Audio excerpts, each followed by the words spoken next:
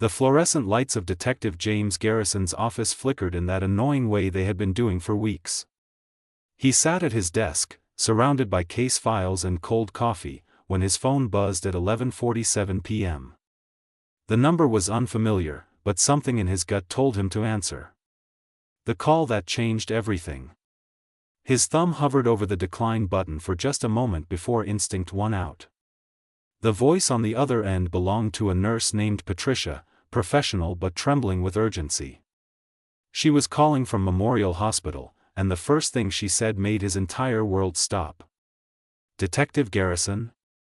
This is Nurse Patricia from Memorial Hospital. We have a patient here, a woman named Rebecca Walsh. She's been shot twice, and she's currently in emergency surgery. She keeps asking for you. She's been saying your name repeatedly, even while losing consciousness." James felt the blood drain from his face. Rebecca. Of all the names in all the world, it had to be Rebecca. He grabbed his jacket before Patricia even finished explaining where she was. The drive to Memorial Hospital took exactly 9 minutes, though he broke at least 15 traffic laws getting there. A past that wouldn't stay buried. Rebecca Walsh had been brilliant. That was the first thing James had noticed about her when they met 3 years ago at the police academy. She was a forensic analyst, the kind of person who could look at crime scene evidence and tell you the entire story of what happened. She was also the woman he had pushed away, convinced that his dangerous lifestyle would only hurt her. They had worked together on the Richardson murder case, one of the biggest organized crime investigations the city had seen in a decade. During those long nights going through evidence, comparing notes, and chasing leads, something had developed between them. Something neither of them had planned for. It was the kind of connection that makes you want to be better, to be different, to be worthy of someone like her. But James had made a choice. He chose the job. He chose the danger. He chose to tell her that they couldn't be together, that she deserved someone normal, someone safe. She had cried when he said it. Then she had walked away, taking a job at the forensic lab where they wouldn't have to see each other every day. Racing against time. James's shoes squeaked against the polished hospital floors as he rushed toward the emergency department. His detective's badge got him past most of the hesitant staff members. Within minutes, he found himself in a surgical waiting room painted in calming beige, filled with the heavy silence of people waiting for life-or-death news. Dr. Raymond Jackson emerged from the surgical wing after 2 hours.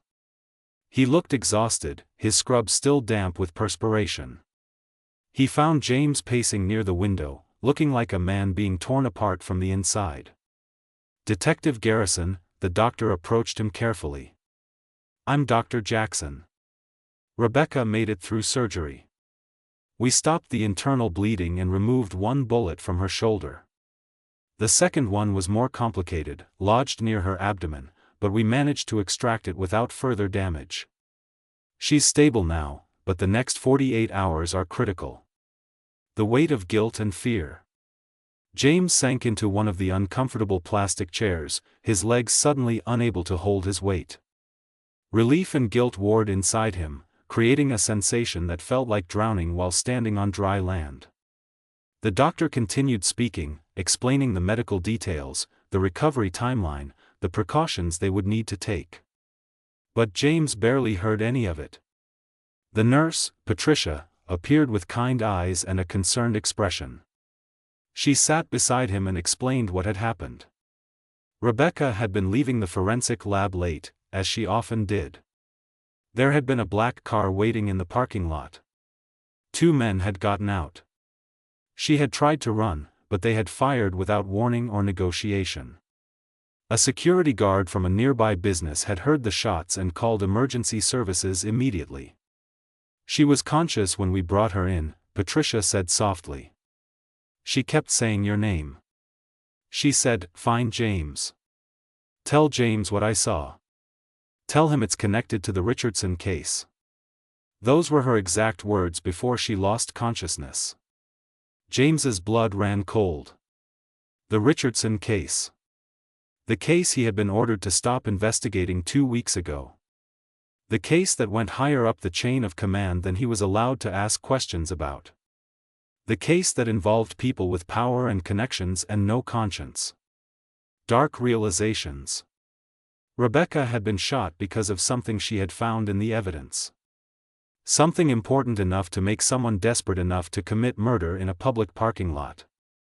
James had always known her work was good, but he had never imagined it would make her a target.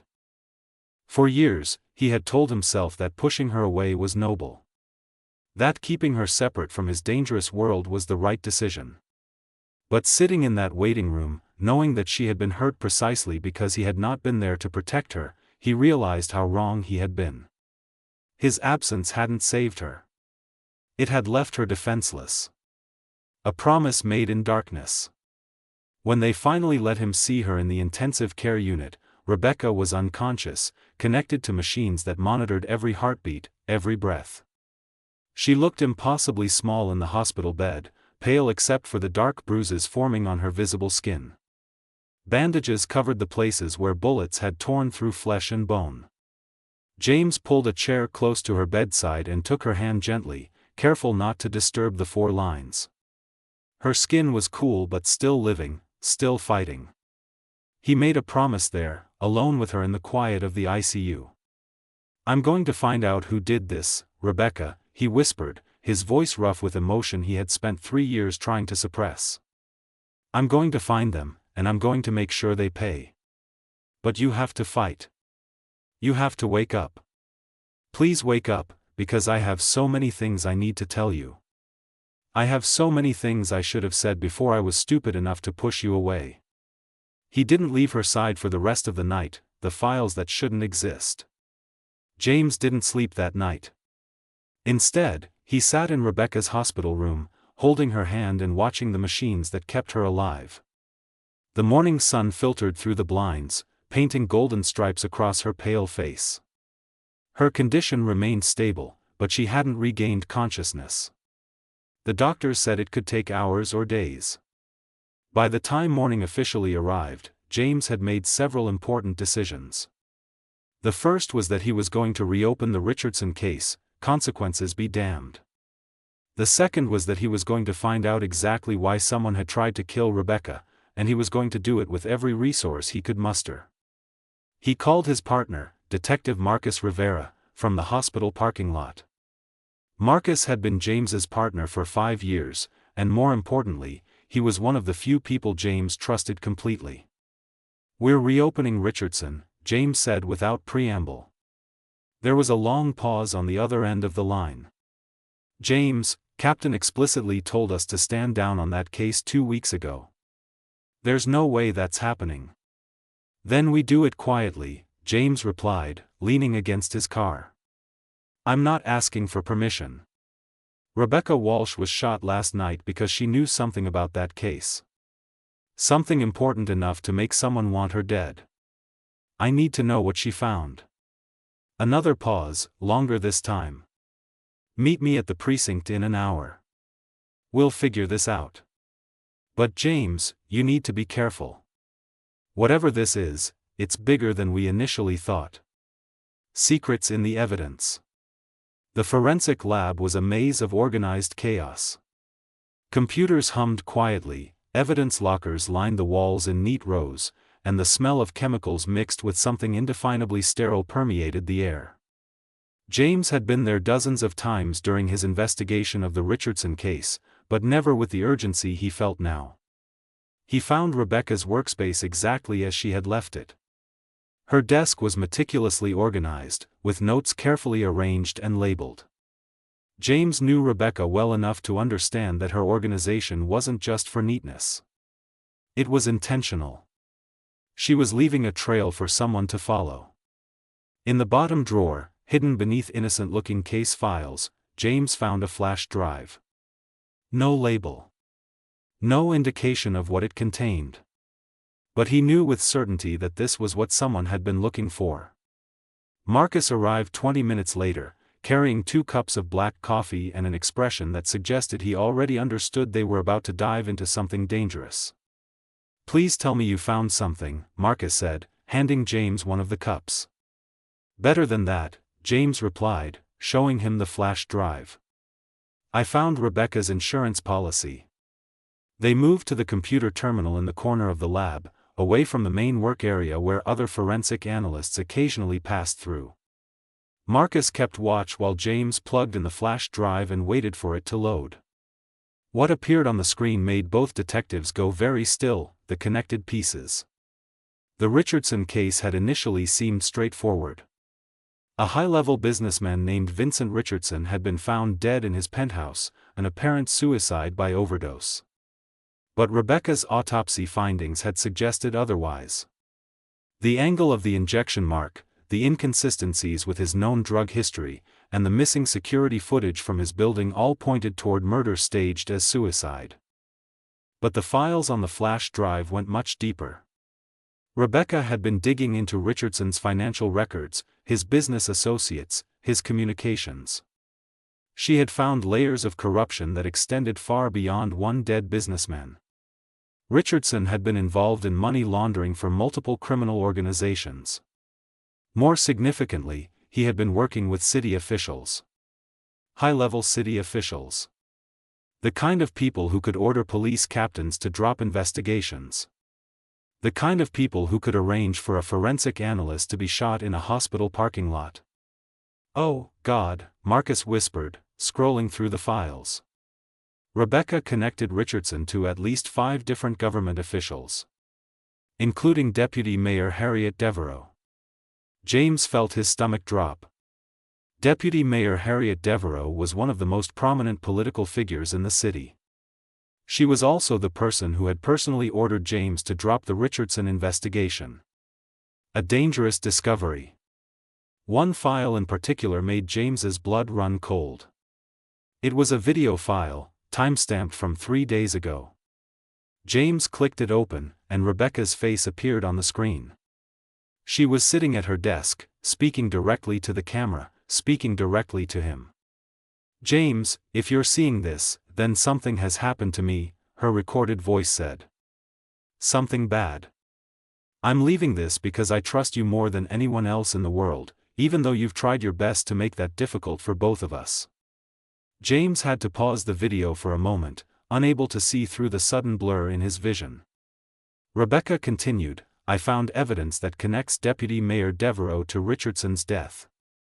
Not just to his death, but to multiple murders staged as accidents or suicides. She's been eliminating threats to her criminal operation for years. The police department knows about this. Captain Matthews knows about this. That's why you were ordered to drop the investigation." The video showed Rebecca holding up documents, photographs, financial records. Everything meticulously documented and preserved as evidence. "I was going to go to the FBI with this," Rebecca's recorded voice continued.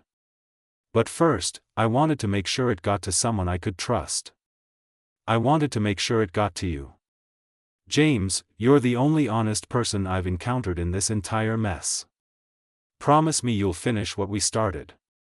Promise me you'll bring her down." The video ended. The reckoning begins. James and Marcus sat in stunned silence for several minutes.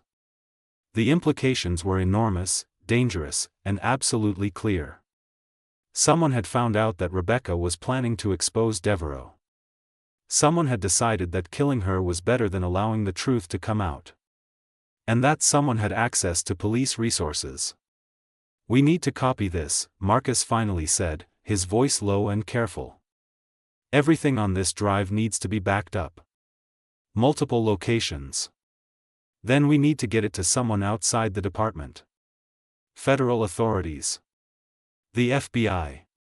We also need to keep Rebecca safe," James added, his mind already racing through the logistics. "If they tried once, they'll try again. She's a loose end they need to tie up." "There's more," Marcus said, scrolling through additional files. Rebecca documented everything. Not just Devereaux's crimes, but the officers who protected her, the prosecutors who dropped cases, the judges who ruled in her favor. "This goes deep, James. Really deep. Protection at any cost. James made arrangements that morning that he knew would have consequences. He requested a protective detail for Rebecca's hospital room, claiming it was standard procedure for a shooting victim from an ongoing investigation. He didn't specify what investigation, and the desk sergeant didn't ask questions.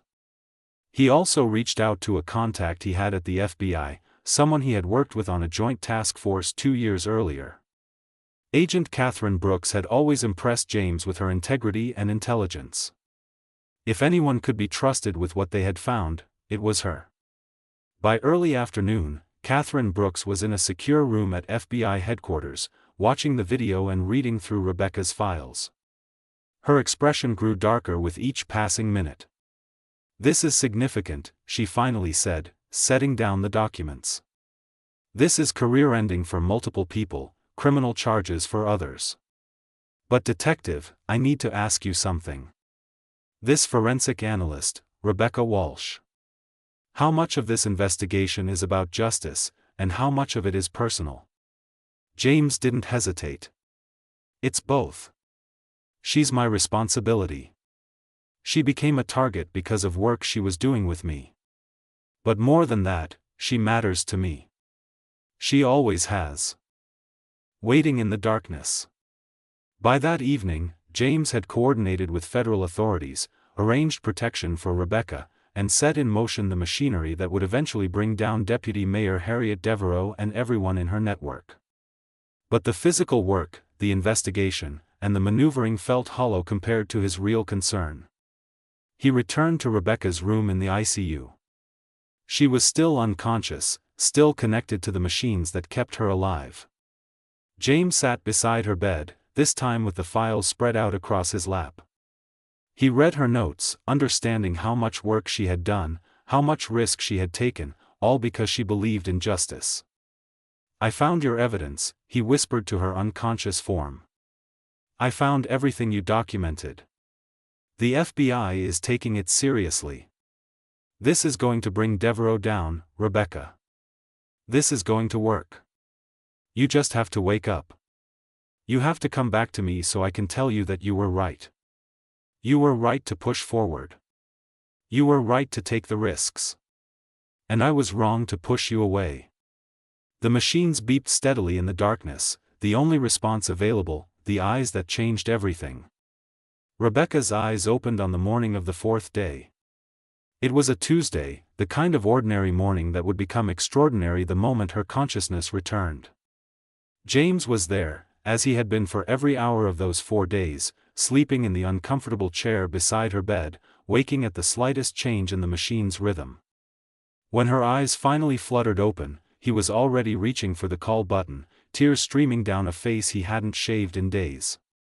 The nurse who arrived was professional and quick, checking Rebecca's vitals, asking her questions about pain levels and what she remembered. But all Rebecca seemed to focus on was James, her gaze following him across the room with an intensity that suggested she was trying to confirm he was real. Once the initial medical checks were complete and the nurse had stepped out to update Dr. Jackson, James pulled his chair close to Rebecca's bedside. He took her hand carefully, aware of how fragile she seemed. "Welcome back," he said softly. "You scared me half to death." Rebecca's voice was hoarse from the breathing tube, her throat raw and uncomfortable. "How long?" she managed to ask. "4 days," James replied. "You've been unconscious for 4 days. But you're going to be okay, Rebecca. The doctors are confident about your recovery." The conversation that couldn't wait. Over the next few hours, James told her everything. He explained how he had found the flash drive, how he had accessed the video files, how the federal authorities were now investigating Deputy Mayor Devereaux and everyone connected to her criminal network. He described the protective detail outside her hospital room and the arrangements he had made to keep her safe. Rebecca listened silently, her tired eyes tracking his face as he spoke. When he finally finished, she was quiet for a long moment. "You reopened the case," she said. It wasn't a question. "I did," James confirmed. "Despite being ordered not to. I knew there was more to Richardson's death, but I didn't know how deep it went. I didn't know they would try to kill you to keep it buried. That's not why you're here, though, Rebecca said, her voice still weak but gaining strength. You're not here out of guilt, James. I can see it in your eyes. So tell me the real reason. Tell me why you've been sitting in that chair for 4 days without leaving. James felt something break open inside his chest. This was the moment he had been dreading and hoping for simultaneously. He had rehearsed what to say, but now that the moment had arrived, all his carefully chosen words felt inadequate, the truth that should have been said before. Because I love you, he said simply. I have loved you since the moment we first worked together on that case. And I was too much of a coward to admit it. So I convinced myself that pushing you away was the noble thing to do. That keeping you separate from my dangerous life was protecting you. But all I really did was hurt you and leave you defenseless. Rebecca's eyes filled with tears, though whether from emotion or physical pain, James couldn't tell. You hurt me, she confirmed, her voice breaking slightly. You told me that we couldn't be together. You made that decision for both of us without asking what I wanted. I know, James said. I was wrong. I've had 4 days of watching you fight to stay alive to realize how completely wrong I was. Rebecca, I can't promise you a safe life. My job is dangerous, and my connection to this case has proven that my darkness can reach out and hurt you. But I can promise you honesty. I can promise you that I will never again make decisions about your life without consulting you. And I can promise you that I will spend every day trying to be worthy of the love you've shown me, even when I pushed you away. The question of risk. Rebecca was silent for several minutes, her fingers moving against James's where they held hands. When she finally spoke, her words were careful and deliberate. Do you understand what it means if I say yes? If I agree to be with you, to build something with you despite the danger? She didn't wait for him to respond. It means accepting that there will be threats. It means accepting that my life might never be completely normal or completely safe. It means living with the knowledge that my connection to you could make me a target again. I understand, James said. And I won't pretend otherwise.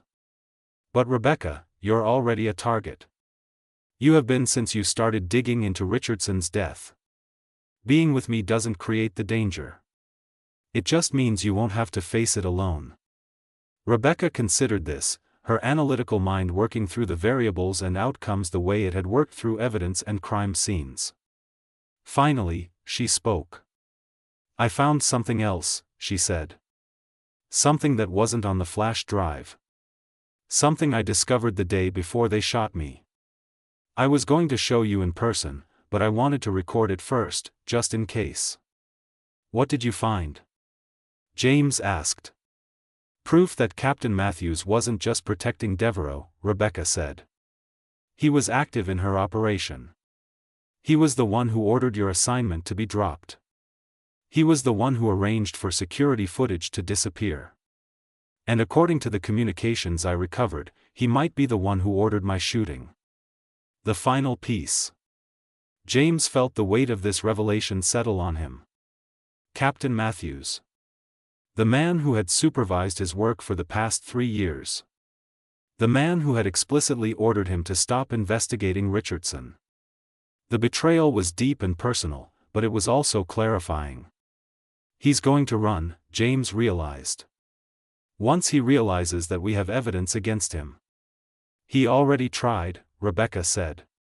According to the nurse who's been taking care of me, federal agents came to the hospital yesterday afternoon.